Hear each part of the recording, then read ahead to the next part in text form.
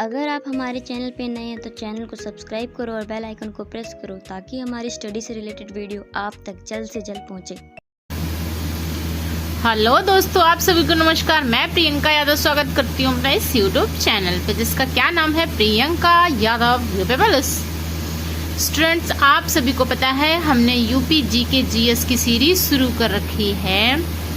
उत्तर प्रदेश में होने वाले सभी एग्जाम्स को, चाहे वो वीडियो हो, लेखपाल हो या फिर उत्तर प्रदेश पुलिस, आने वाली 26,000 वैकेंसी उत्तर प्रदेश की और वीडियो का री एग्जाम, उसी के साथ साथ लेखपाल का होने वाला एग्जाम को मद्देनजर रखते हुए हमने ये सीरीज शुरू की है जो जीके के एमसीक्यू हैं, क्योंकि सभी सब्जेक्ट सब लोग कर लेते हैं। जीके में अक्सर क्या होता है कि जीके में थोड़ी सी दिक्कत आती है क्योंकि बच्चों को समझ नहीं आता है, स्टूडेंट को समझ नहीं आता कि जीके कितनी पढ़ें, कैसे पढ़ें। देखो, थ्योरी तो आपको पढ़नी ही पढ़नी है, साथ ही साथ एमसीक्यू करने से आपका बहुत सारा सिलेबस कवर हो जाएगा, ऐसा मेरा एक्सपीरियंस कहता है।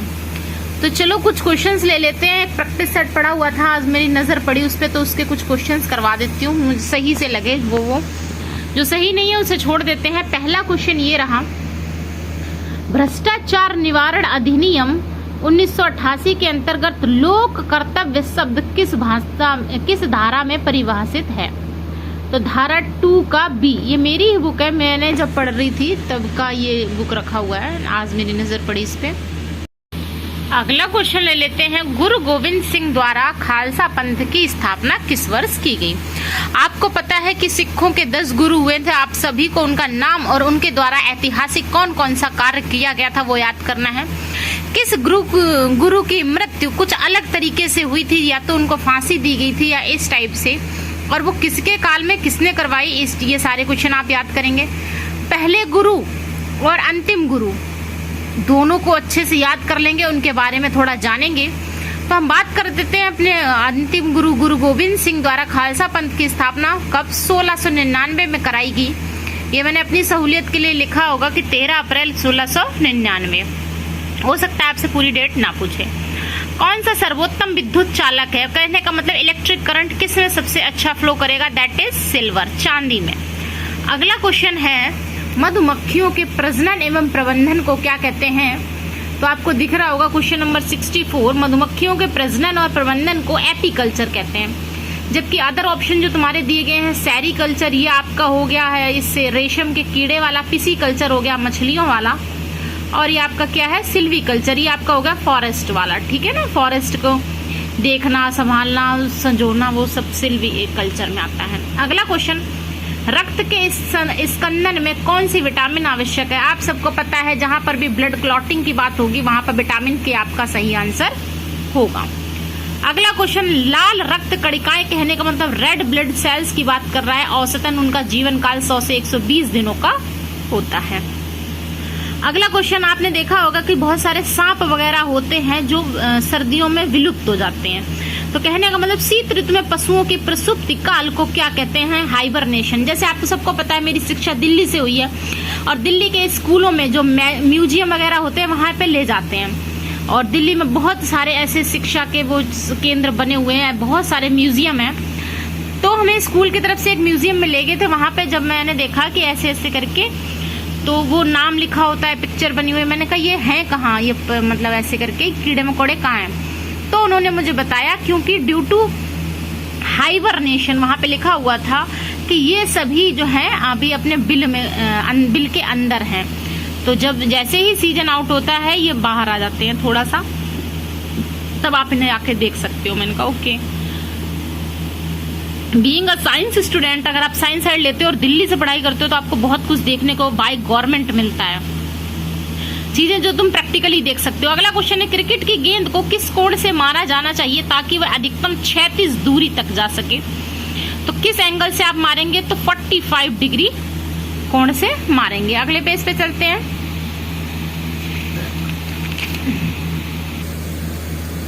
तो क्वेश्चन है, बिना रुकावट वैश्विक प्रसारण हेतु कम से कम कितने तुल्यकाली उपग्रह होने जरूरी हैं? तो आंसर है 2।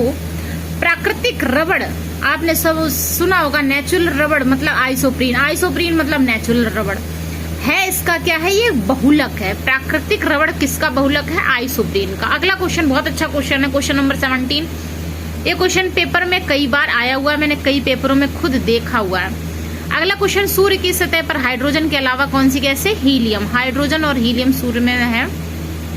अच्छा, सूर्य का क्वेश्चन आते ही आपको दो बात याद आएगी, नाभिकीय विखंडन और नाभिकीय संलयन। कहने का मतलब नाभिकीय न्यूक्लियर फिजन और न्यूक्लियर फ्यूजन। तो आप बताएंगे सूर्य की सतह में न्यूक्लियर फिजन होता है या न्यूक्लियर फ्यूजन होता है। तो आप बताएंगे कि सूर्य की सतह में संलयन होता है, ठीक है, नाभिकीय संलयन। अगला क्वेश्चन बात कर लेते हैं हम, कौन सा एलपीजी का प्रमुख घटक है। आपको पता है लिक्विफाइड पेट्रोलियम गैस की बात कर रहा है, यह वही गैस है जो हम खाना बनाते हैं। इसमें प्रोपेन और ब्यूटेन अधिक मात्रा में पाया जाता है, लेकिन प्रमुख घटक जो है इसका ब्यूटेन ही है। अगला क्वेश्चन है, उड़ान अभिलेखी का तकनीकी नाम क्या है। काला बॉक्स की बात कर रहा है। जैसे कि कोई भी हेलीकॉप्टर होता है, इसमें तकनीकी खराबी कोई आ जाती है तो उसके लिए ये सेव करके रखते हैं इसमें डाटा वगैरह, तो काला बॉक्स होता है। कौन सा कंप्यूटर नेटवर्क नहीं है, आपको पता है वाइड एरिया नेटवर्क हो गया, चाहे लोकल एरिया नेटवर्क हो गया, चाहे महानगर वाला हो गया, तो ये सब तो है, लेकिन व्यक्तिगत नेटवर्क ये नेटवर्क नहीं है। अगला क्वेश्चन, जब कई कंप्यूटरों को एक छोटे से क्षेत्र में बिना टेलीफोन के तारों से परस्पर जोड़ दिया जाता है तो उसे लोकल एरिया नेटवर्क कहते हैं, मतलब स्थानीय क्षेत्र नेटवर्क कहते हैं। वहीं पर बात कर लेते हैं अगले क्वेश्चन की, उर्वरकों के निर्माण में निम्नलिखित में से कौन सा तत्व प्रयोग में आता है। आपको पता है खाद वगैरह जो तुम खेतों में डालते हो उसमें सबसे ज्यादा कौन सा तत्व होता है, उसमें पोटेशियम होता है। अगला क्वेश्चन बहुत ही बेहतरीन है, राष्ट्रीय एकता परिषद NIC का अध्यक्ष हमेशा ही मुख्य प्रधानमंत्री होता है, ठीक है। राष्ट्रीय एकता परिषद का अध्यक्ष प्रधानमंत्री होता है। अगला क्वेश्चन, IUCN आपको पता है ये वो है जो संकटापन्न जीव जो भी होते हैं उनकी एक लिस्ट जारी करता है कि कौन सा विलुप्त है, कौन सा संकट में है, कौन सा प्राणी किस कैटेगरी में रखा जाए, ये सभी काम IUCN के द्वारा किए जाते हैं। तो इनके अनुसार संकटग्रस्त जीवों को 5 वर्गों में वर्गीकृत किया गया है, ठीक है। अगली बात कर देते हैं मिनी माता रोग की। आपका पारा मतलब HG कहने का मतलब मरकरी से होता है, वहीं से कैडमियम, सीसा और जस्ता से भी कई रोग होते हैं। आपने सुना होगा एटाई रोग और बहुत सारे रोग हैं, ये इन सब के कारण होता है। जबकि पारा मरकरी की वजह से सिर्फ मिनी माता रोग होता है। ओजोन परत कहाँ पाई जाती है, ओजोन लेयर जो है किस मंडल में पाई जाती है, दैट इज क्षोभ मंडल, आयन मंडल, बहिर्मंडल, समताप मंडल। आपको पता है कितने मंडल होते हैं, ज्योग्राफी का टॉपिक है। अगला क्वेश्चन है कि देश में पाक स्टेट से जुड़े हुए हैं। आपको पता है कि भारत और श्रीलंका के बीच पाक स्टेट है, और वहीं पर ये क्वेश्चन रिपीटेड क्वेश्चन है, घिसा पिटा क्वेश्चन है, आता ही रहता है।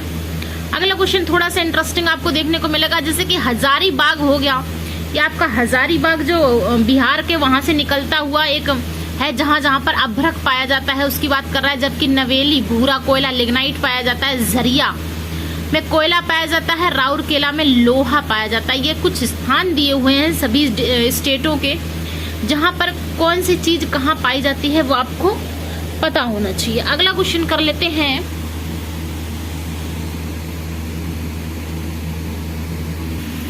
किसी राजनीतिक दल के पंजीकृत दल की स्थिति में आने के लिए कम से कम कितने प्रतिशत मत पाने की आवश्यकता है। आपको पता है कोई राजनीतिक पार्टी अगर उसको अपना दर्ज कराना है कि वो एक पंजीकृत पार्टी है तो कम से कम 4% मत पाने आवश्यक है। अगला क्वेश्चन हम कर लेते हैं, भारत में सबसे ऊंचा जल प्रपात कौन सा है। आपको पता है जोग गरसोपा, जोग प्रताप जो है वो सबसे ऊंचा जल प्रपात है, ठीक है, याद कर लेने वाला क्वेश्चन है। अगला क्वेश्चन, जूट उत्पादन में सबसे प्रचुर प्रदेश कौन सा है। तो जूट प्रचुर मात्रा में जो पाया जाता है वो आपका पश्चिम बंगाल में पाया जाता है।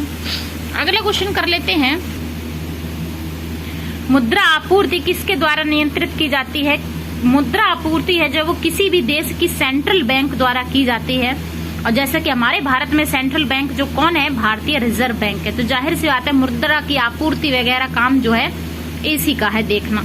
अगली बात कर देते हैं वर्ल्ड ट्रेड ऑर्गेनाइजेशन का, WTO का, इसका हेडक्वार्टर जेनेवा में, बहुत सारे हेडक्वार्टर जेनेवा में हैं। आप सब याद कर लो कौन कौन सा हेडक्वार्टर जेनेवा में है। स्वास्थ्य का हो चाहे परिश्रम का हो, किसी भी चीज का हो, बहुत सारे जेनेवा में हैं। तो कभी मारोगे तब भी जेनेवा ही सही होगा, ऐसा नहीं है, बहुत सारे अदर भी हैं, लेकिन ज्यादातर जेनेवा में। ठीक है।